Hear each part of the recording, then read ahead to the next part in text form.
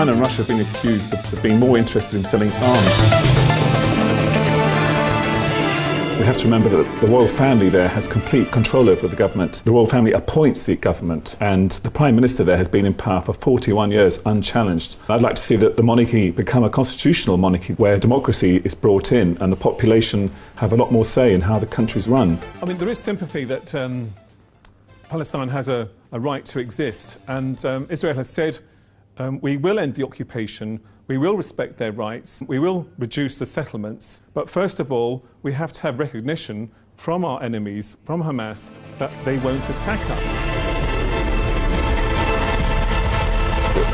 Maybe a bit sinister as well, that I think there's nothing sinister about it. It is simply another lobby group. And within Parliament there are hundreds or thousands of lobby groups, trade unionists, the left, the right. How do you put two statements together without realizing that there is a clear discrepancy here? There's no discrepancy because within the Jewish state you have Jews from many ethnic You have to listen groups. to the Afghan government who are positive. You may not be positive, but the Afghan government is very positive and is going to bond to get a positive result. And I agree that Trident should be renewed as the two leading parties in this country, the Labour Party and the Tory Party, agree it should be renewed, because there's no alternative.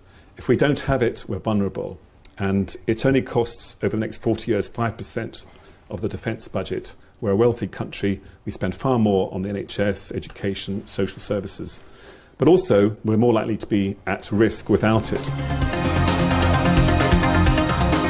How about foreign military intervention, since you're comparing the issue with Libya? I mean, It is, yes. I would support military intervention, which was so successful in bringing freedom to Libya. It could start with a no-fly zone, see how that proceeds. Yeah. I personally, and many people in London, support a military intervention because it would be overwhelmingly strong, and the Syrian response in military terms would be very, very weak. I mean, Certainly not, 100% not. That is just paranoid nonsense. the credibility of the USA is not in doubt here. You have the credibility of Arab states, Palestinian politicians at far more stake here. Hamas, very important power factor in Palestine, is closely linked with Syria. Well, we've run out of time now. Neil, we'll have to bring you back to discuss American human rights on a future show. That just remains for me to say a big thank you to all of our guests.